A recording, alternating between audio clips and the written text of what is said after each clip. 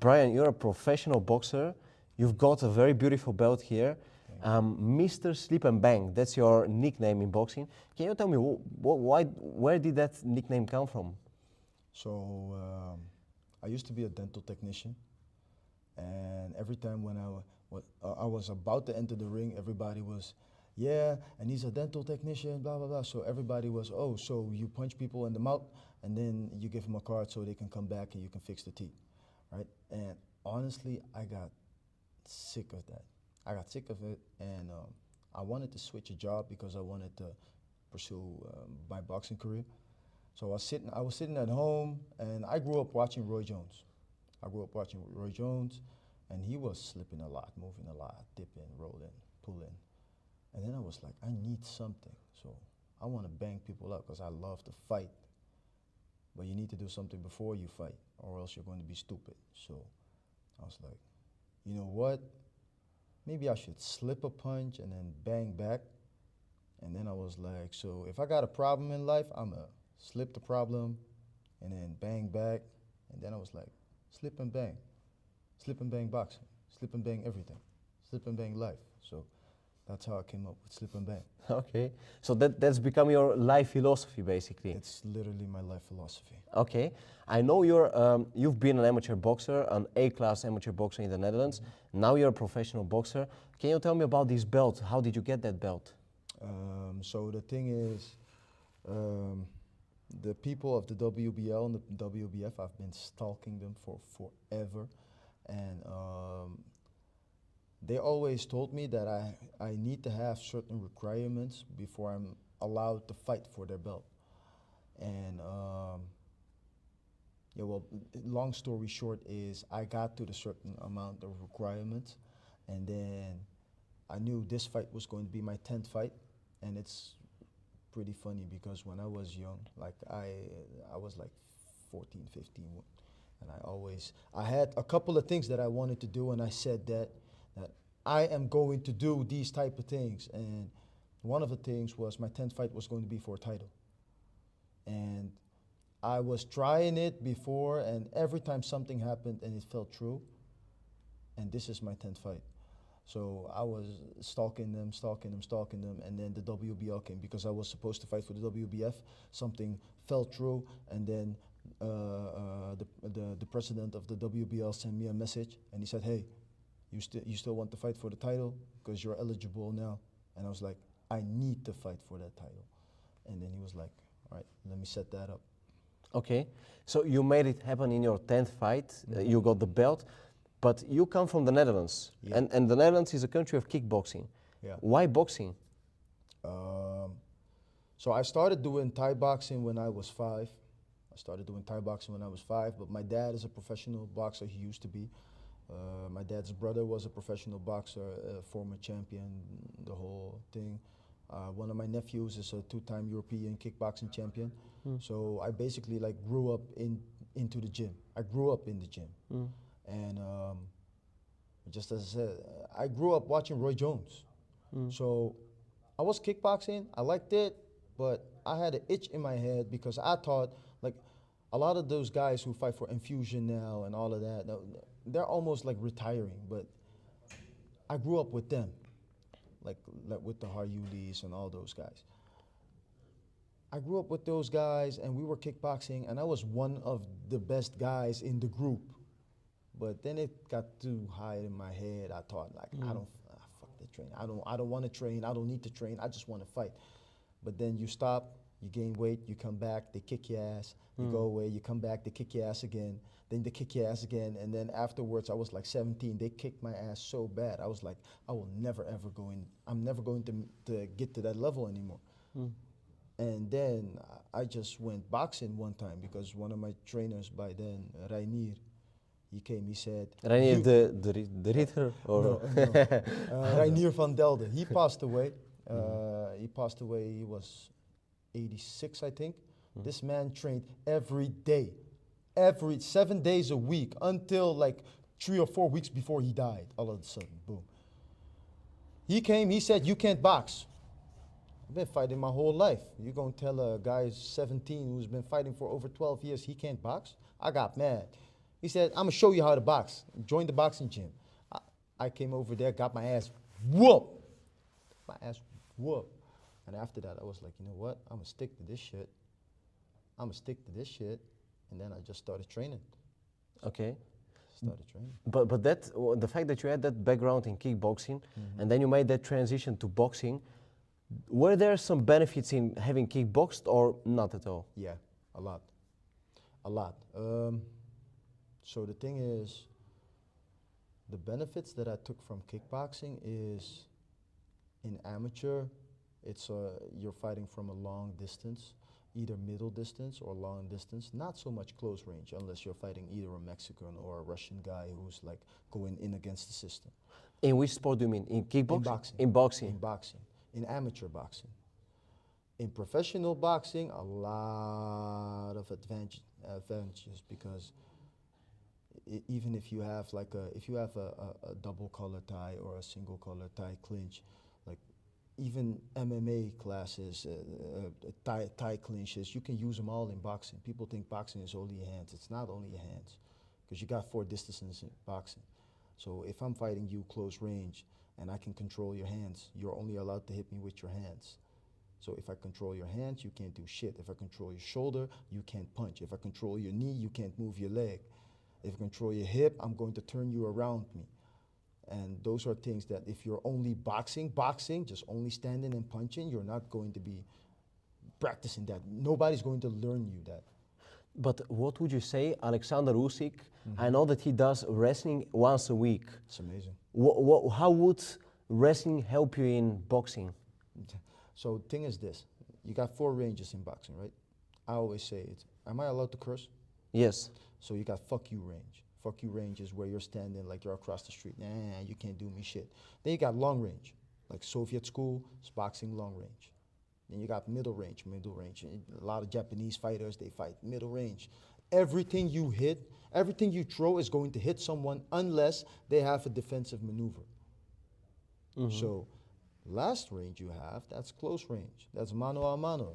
A lot of Mexicans fight like that, you know? So thing is, when you're fighting mano a mano, every punch you throw is going to be shortened up, or else you're going to be punching on someone on the back of the head or past them.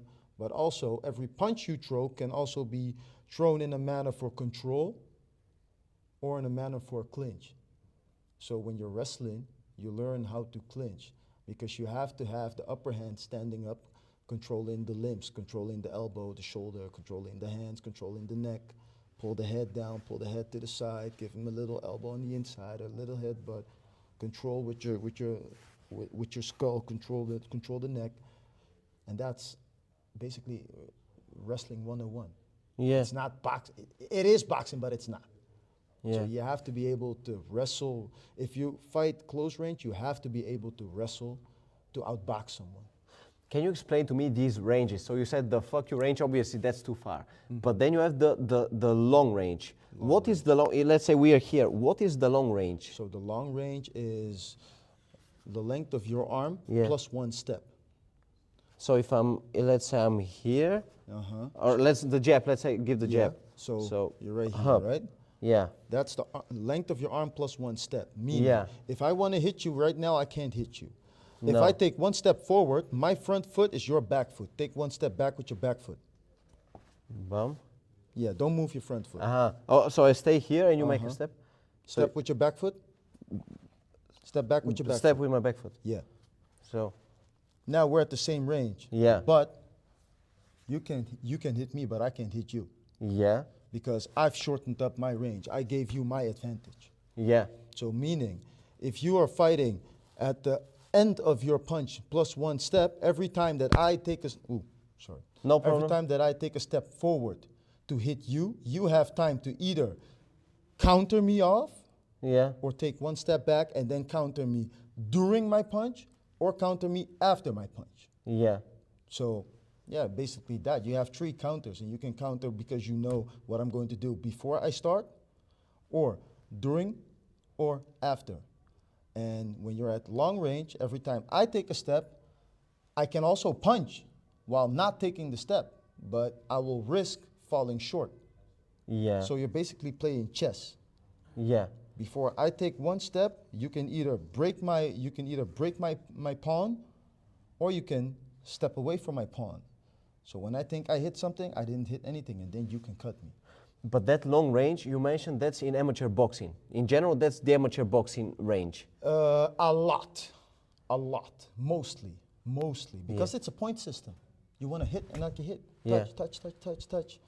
But what is then the middle range? The middle range is, so imagine we're boxing and you're not really sure of what you're doing, or you want to know what range you want to fight me at. You found your range. Now you resort to not using your legs that much because you want to hit me. You want to make more damage. Then you go to middle range. Middle range, every punch you throw is going to connect. So I have to be sharp, because if you throw 3 punches and I do not have 3 defensive maneuvers or 1 defensive maneuver who's going to put me back in long range, all your middle range attacks are going to hit me. Is the middle range, so if for example I can hit you from this distance without moving my feet, there's a middle range, right? Yep. Okay. But what's then the close, well, okay, the close range is in the pocket. Close range is in the pocket. That's mano a mano, head, skull, hand glove, elbow. Yeah. And where do you yourself feel most comfortable at? Oh, well, that's the funny part, because I'm not really physical strong, but because I got all these tricks, I don't mind fighting someone mano a mano, because I won't fight you power for power. I will fight you controlling your body. And when I'm controlling your body, I don't even have to use my legs. So I'd rather be at long range or mano a mano. Okay, but not middle range.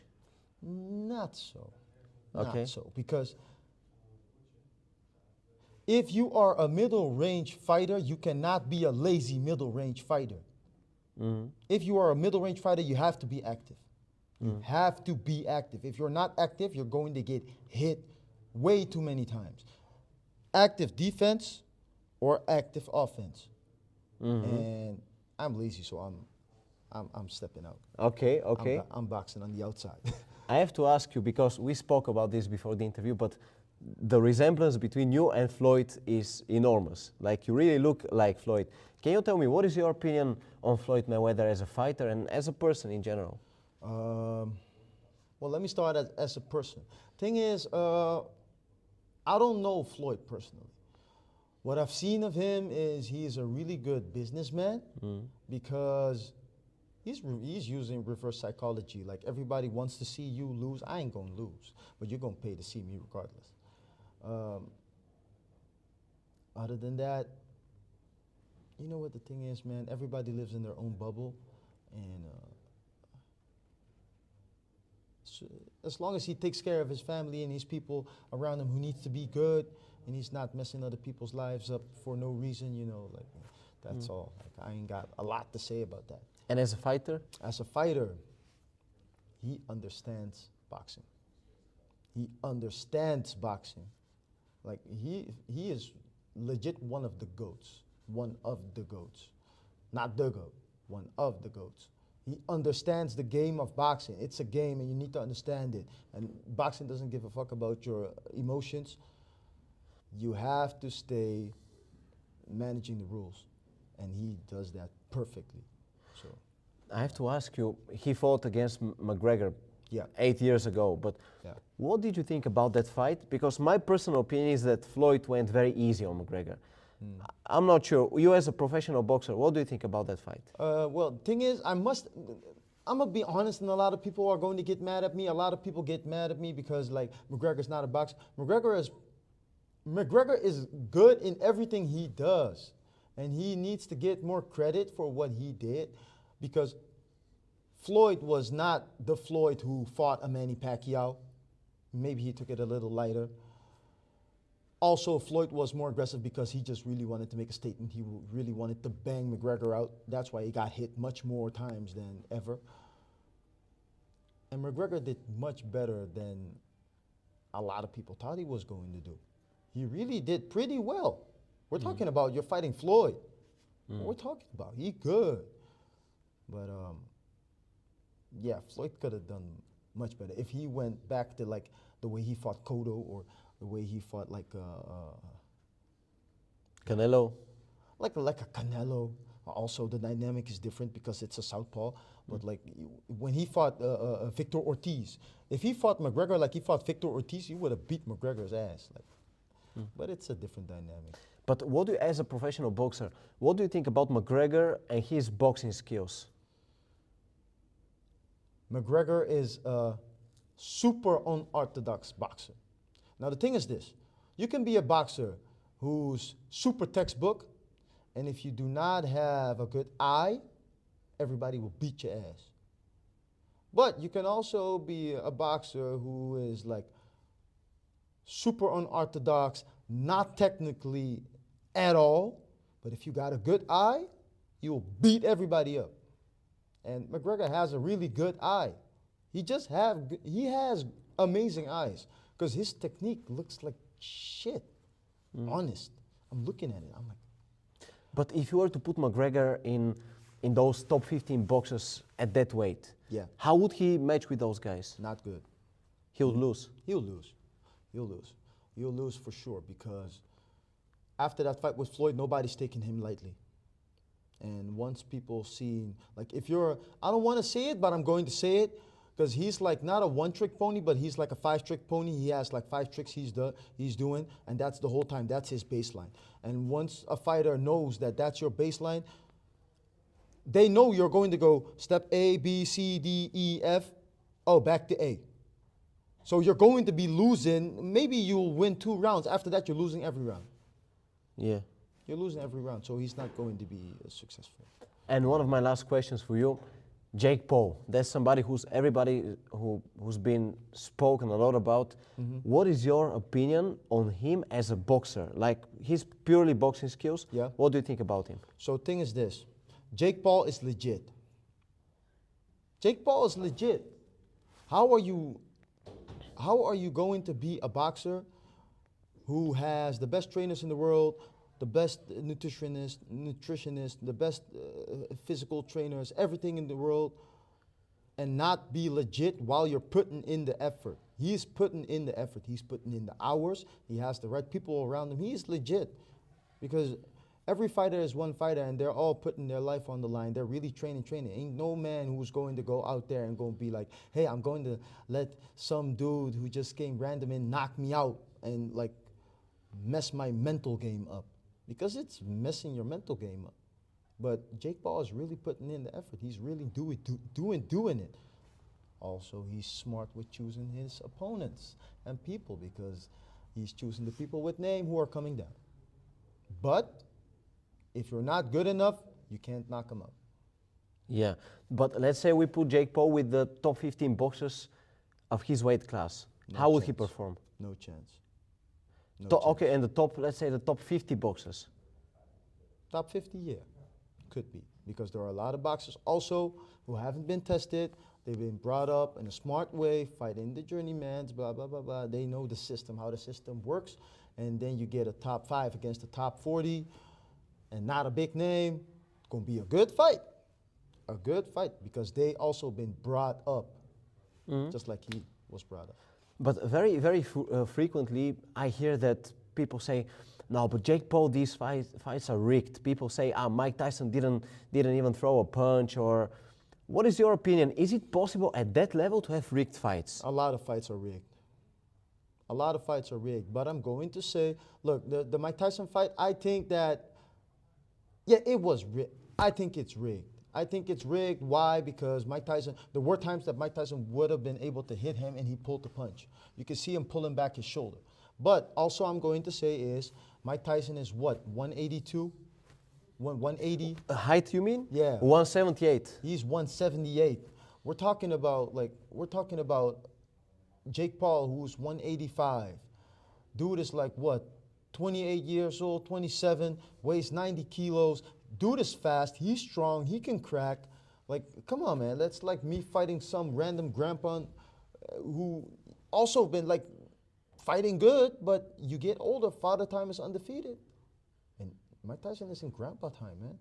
I don't care. Like people buy the the dream of the Mike Tyson of 25 years old who was killing people, but he's not that anymore. Times change, Yeah. you know.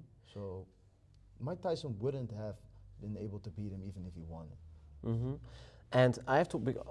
Most of my questions were about Jake Paul and about these things. I want to ask you about you. Mm-hmm. Now you've got 10 fights. You've had 10 professional fights. Yeah, Let's see. Let's say me and you speak 5 years from now. yeah. What will you have achieved as a boxer 5 years from now? As a boxer, okay.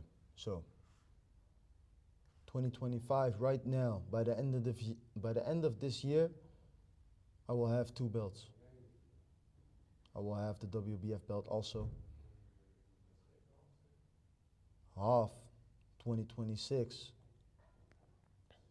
I'm fighting for either the Benelux title or the European title. End of 2026, I will be a European champion. And somewhere 2027, I'm fighting for the WBF, WBA, WBO, IBF. One of the 4 big ones. One WBC, one of the 4 big ones. Okay. That's happening. Okay. How much are you willing to sacrifice in order to Everything. make it happen? Everything except my son. And being a father, you say you have a son. What kind of impact does this have on you?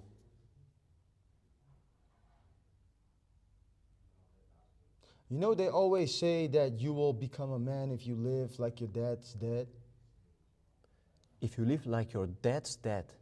If you live like your dad has died. Ah, so yeah. Yeah. They say my dad is alive, but I've always been like living my life mentally, doing everything I'm supposed to do, but hey, my dad is there. And I'm on good terms with my dad. But you have to live your life like your dad is dead, and then you'll become a man. And then when you become a father, it's not only about yourself anymore. Because if you feel you're downplaying your son, giving him the chance to feel for himself. So monkey see, monkey do. If I do good, he will see me, and he sees me as an example. So I better be good. I better be growing, expanding my mental consciousness until the end of the universe, because he is going to copy what I'm doing. And he's going to be looking at his dad and be like, hey, Papa is doing that, so I might be able to do that too. And that's what I need. That's what I want. I need that. I need that. I came here for that reason. Mm-hmm. Yeah, but there are many people who say the moment you have a child, you become more cautious. So, for example, True. you take less risks. But the sport you compete in is the riskiest sport in the world. True. How do you stay that hungry and ambitious and motivated? And how do you take risks when you have a child? Well, the thing is, as a fighter, a lot of fighters tend to be emotional. Some of them are not. I'm a pretty emotional fighter, but I can also turn around and go cold, because you have to be rational. And now that I'm a father, when I'm in training camp, nobody cares about emotions. Emotions are non-existent. My son doesn't care about my emotions if he needs to eat. So I don't care about my emotions if I need to get food to his plate. So when I'm in camp, I'm over-rationalizing everything. I'm sticking to the plan. I don't care what I feel. I'm doing the plan, and I know that if I do everything that's in my plan, it'll be all right. Okay. Last question for you. Imagine that your son, let's say 10 years from now, he's looking back at your career. Mm-hmm. What will your son say to his friends? What kind of fighter was his dad? That's a really good question. I'm a fighter who always put my heart on my sleeve, but I never lost my mental part. You got to beat everybody mentally. So I'm going to be the strongest mental fighter alive, everybody. And that's what my son needs to see. Because if my son knows that his dad was the strongest mental fighter that there is, he's going to be the strongest mental son that there is. What's the secret behind a strong mentality? What do you do to become mentally stronger? Well, you win when the other person stops. And that goes for everything in life. So you got to go over. This is from a meme I saw. So some guy, he's one of the best. I think it's Marshawn Lynch. He said you got to go over and over and over and over and over and over and over. And he said that for like 2 minutes. Basically, that's the thing. You win when the other person stops. You got to go over and over and over and over and over and over and over and over again. The world is too big. The world is too big. Everybody's living in his own bubble. So I'm talking to you. I'm in my own bubble right now, right? Somewhere in China, there's something happening. Someone jumped off a bridge, or someone just won the lottery. Somewhere in Sri Lanka, someone's eating. So the world is too big. Why would you lose your mental and mess something up right now in this spot right here while you can travel the world like 60 million times? The world is too big. There's a lot more to explore. Yeah. Come on, man. You can't throw away your whole wallet because you lost 1 cent while there's $1 million in it. Man, you know. Yeah. The world is too big just to focus on little negative things in the present moment. Yep. Yeah. Well, that's a powerful message. I appreciate your time. I wish you all the best. I hope you get all the titles. And yeah, a lot of success with your career. Thank you. Of course. Thank you.